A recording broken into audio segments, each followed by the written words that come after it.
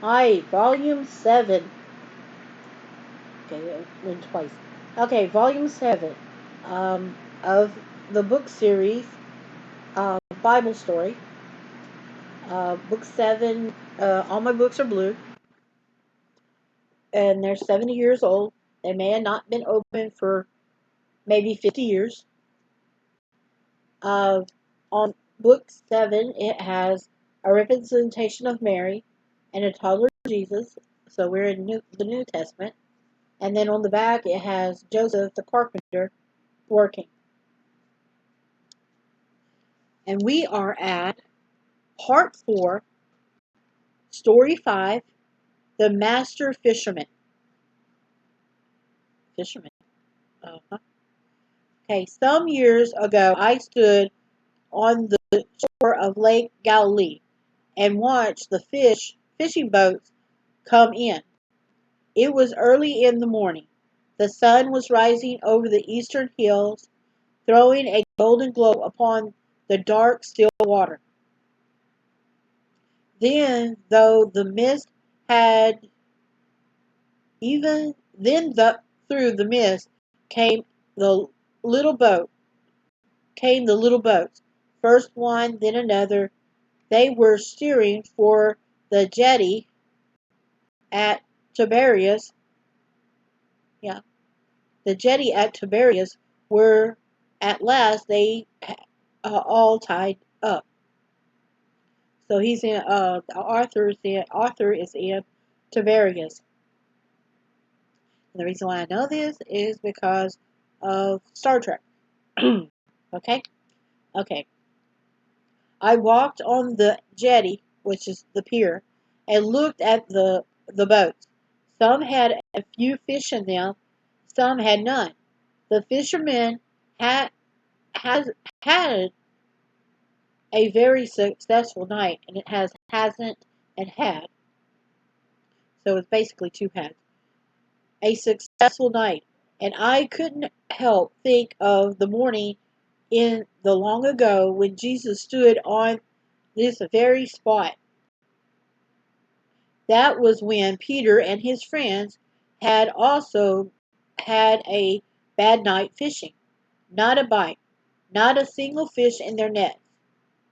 Coming ashore, they had just begun to wash their net and get ready for the next night fishing, when they noticed Jesus coming towards them, followed by a crowd of people.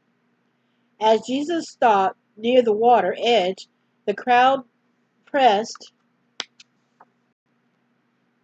closer and closer until he was in danger of being pushed into the lake.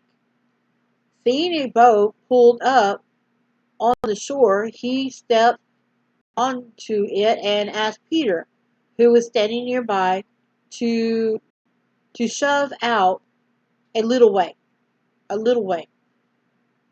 So he's going to use the water as an amplifier, the water to carry his voice. That's what it even has in the series I'm watching. Peter glad to do so, and Jesus sat down and taught the people out of the ship. What a beautiful scene that must have been! The little boat rolling gently to and fro, their sails flopping idly in the breeze. The bright morning sunshine lightening the lovely countryside and mixing with the million diamonds in the tiny wavelets that lapped on the shore. Yeah.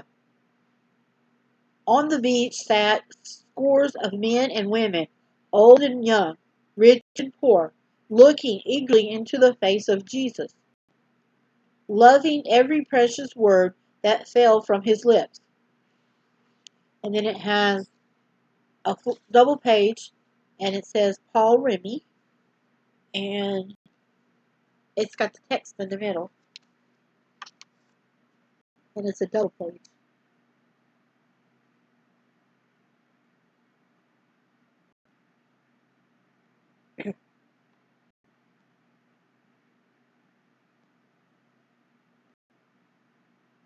Okay,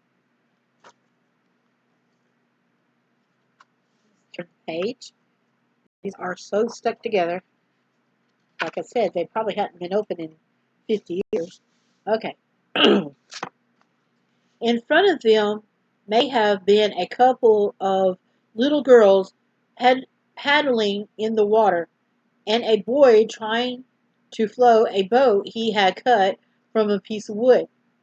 But even they were listening, looking up now and then, in hope that Jesus would smile upon them. How long Jesus spoke, we are not we do not know. At last, however, he told the people it was time for them to go. Then, turning to Peter, he said, "Launch out to the deep, and let down your nets for a draught." In other words, go out further and just see if we can catch something. Peter looked at him in surprise. Didn't he know that nobody went fishing in the daytime? He might be a wonderful teacher, but he must not surely be a poor fisherman. "Master," he said, "we have toiled all night and have taken nothing. Nevertheless, at thy word, I will let down the net." He had no hope of catching any fish at this time of the morning, but he was willing to do anything to please this good, kind man. So he and his friends hauled up the anchor and began to row. They didn't go far. It didn't seem it didn't seem worthwhile. After all, they had only gone fishing to humor the master. Presently the men stopped rowing and threw the net overboard. I'm sure there must have been a smile on Jesus' face as they did so. He knew what was going to happen. Pretty soon they could find out that he wasn't such a bad fisherman after all. Meanwhile, the men sat around wondering how long they should wait before pulling in the net. They didn't want to do it too soon. Of course, that wouldn't seem very polite. How long they left it in the water we do not know. But by and by Peter said, "Better bring it in now," and they all started hauling on the ropes. Suddenly their eyes opened wide in astonishment. The net was heavy as lead. They had to heave and pull with all their might just to move it a few inches. It was full of fish. "Look out," cried Peter. "The net is breaking." And so it was. Their strong, well-made net, of which they had been so proud, was splitting right before their eyes. "Help!" they cried excitedly to the fishermen in the other boat. "Come, help us, help us get these fish aboard." The men in the other boat got out of their oars and rowed their hardest towards them. Soon all had wrestled with the bursting net, trying to heave it out of the water. Some of the fish were tipping into one boat, were tipping into one boat, some into the other. Yeah. This went on until both boats were and full that they began to sink. With water lapping over the sides of the boats, the men rowed for the shore. And when they got there, what do you suppose they did? They forgot all about the fish and the nets and the boat and fell on their knees before Jesus.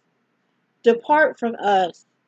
Depart from me, said Peter humbly, for I am a sinner, a sinful man, O Lord. Fear not, Jesus said to him. From now on you shall catch men. Their hearts were one. They forsook all and followed him.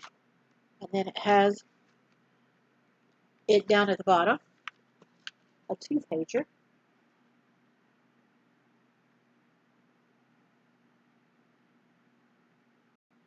And it's a Paul Remy, because it has an R in there. Okay. And that was the end of part 4, story 5. So it's break, and we'll be back and this was kind of a short one, but we'll be back in a minute with the next story. See you in a minute.